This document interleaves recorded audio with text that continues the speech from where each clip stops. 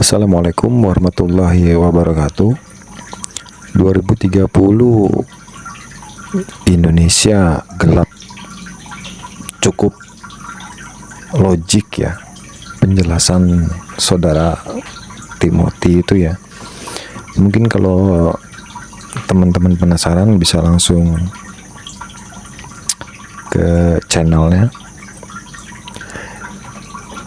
Sebelum itu saya mau menyampaikan sebuah kisah Nabi Yusuf. Kebetulan ada di Al-Quran juga. Jadi kisahnya itu Raja Mesir ini dia tuh bermimpi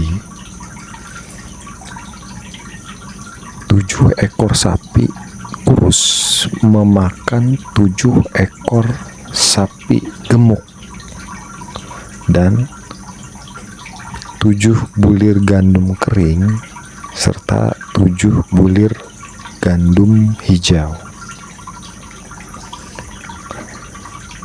Kemudian si raja ini bertanya pada para penafsirnya ya. Kebetulan di raja kan pasti ada ahli tafsirnya ya. Namun sayangnya nggak ada satupun yang bisa menafsirkan mimpi si raja ini. Nah, kemudian terdengar sama si pelayan raja ini. Kebetulan dulu pernah satu sel bareng Nabi Yusuf dan beliau bermimpi, ternyata mimpinya itu jadi kenyataan gitu. Kemudian si pelayan ini menyampaikan apa mimpinya si raja dan Nabi Yusuf menjawab bahwa akan ada 7 tahun negeri ini itu dalam kemakmuran. Jadi panennya melimpah ruah gitu. Kemudian setelah 7 tahun,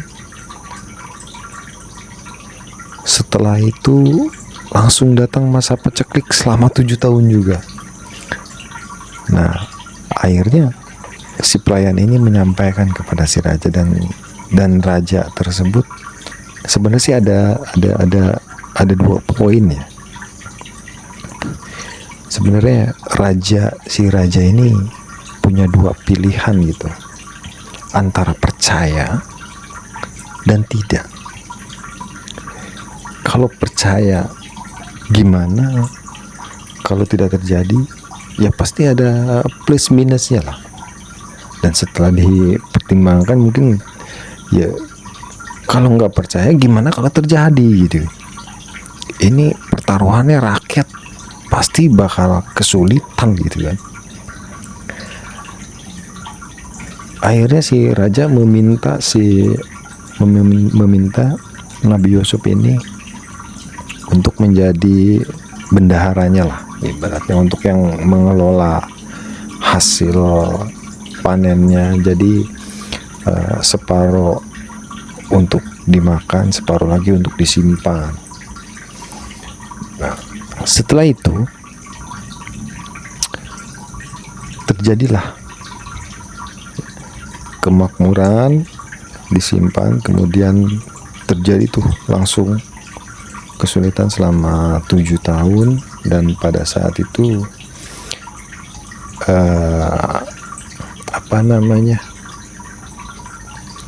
pada saat itu di kerajaan yang lain juga mengalami kesulitan sehingga berniaga ya, dengan Nabi Yusuf, dengan kerajaan ini. Nyambung ke yang tadi yang disampaikan sama Timothy gitu. Sebenarnya sih ini bukan perkara percaya atau tidak percaya gitu ya. Namun di satu sisi ketika pasti kan ada plus minusnya ya. Kalau percaya bagaimana, kalau tidak percaya bagaimana ya. Ya kan? Namun poin yang mau saya sampaikan di sini ya, nggak ada salahnya sih kalau untuk kita untuk persiapan itu. Ya, meskipun ya kalaupun kita tidak bisa mencapai, minimal mental kita udah siap gitu. Mental kita, oh iya beneran terjadi, ya kita udah tahu gitu kan. Gitu. Nah, alangkah lebih baiknya kalau saat ini kita mempersiapkan juga gitu. Nah, untuk itu juga channel ini saya buat. Channel ini saya buat untuk persiapan nanti 2030. Gitu. Rentang waktunya kan sebenarnya sih 5 tahun itu nggak lama, nggak sebentar gitu. Sebenarnya sih target saya itu 2027 itu kita udah bisa mulai bergerak. Jadi teman-teman jangan terlalu khawatir juga ya, jangan terlalu khawatir berlebihan gitu maksudnya, sehingga menyalahkan ini itu. Dan memang benar gitu, kita itu jangan menyalahkan orang lain lah, apalagi menyalahkan pemerintah, oh gini lah gitu. Itu nggak menyelesaikan masalah, nggak menyelesaikan masalah. Sebenarnya sih untuk menghadapi itu artinya kan bersama-sama ya, bareng-bareng. Karena kisah Nabi Yusuf pun itu dikerjakan bersama-sama. Para petani panen, kemudian separohnya disimpan, separohnya digunakan gitu. Artinya kan ada kerjasama di situ, bareng-bareng. Nggak bisa lah satu petani menyimpan untuk diri sendiri, nggak bisa. Sama kita juga nanti untuk menghadapinya itu ya bareng-bareng teman-teman. Kalau sendiri-sendiri itu ya sulit lah. Sama kayak kondisi 2020 itu kan. Itu kan kenapa bisa banyak yang kolab, karena berjuangnya itu sendiri-sendiri. Nah, kita ini kalau mau bertahan, kalau mau survive, kita harus bareng-bareng. Ya misalnya dalam bisnis juga, dalam usaha, itu teman-teman nggak bisa sendiri. Misalnya jadi petani aja, terus jadi distributor, penjual, pedagang, atau jadi konsumen. Nah, ini dari hulu ke hilir nih sebenarnya harus ada kerjasamanya gitu. Jadi jangan sampai salah satu ini dirugikan gitu. Contohnya yang video sebelumnya yang saya sampaikan, yang mengenai petani singkong itu, nah itu kan si petani yang dirugikan, si pabriknya untung tapi si petaninya dirugikan.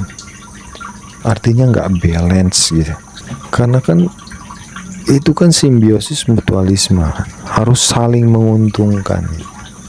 Ya kalau petaninya rugi terus ya babak belur, boncos, nanti